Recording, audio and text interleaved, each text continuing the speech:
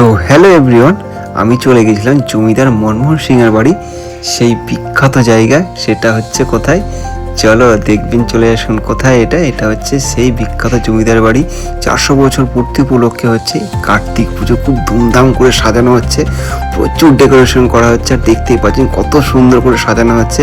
আর এই অপরূপ আশা করি কোনোদিন দেখতে পাননি, সত্যি খুব সুন্দর করে সাজানো হচ্ছে। আর এখানে দেখতে পাচ্ছেন অনেক অনেক ছোট্ট ছোট্ট কার্তিক, বড় কার্তিক অনেক রয়েছে। আর সেই টাইমটা আমরা গেছিলাম বিকেল টাইমে, যদিও পুরোপুরি সাজানো হয়নি, কিন্তু খুব সুন্দর করে সাজানো হচ্ছে। অবশ্যই আপনারা আসুন। আর এটা সন্ধ্যাবেলায় সত্যি আর দুর্দান্ত লাগবে, যদি আমি গেছিলাম দুপুর টাইমে।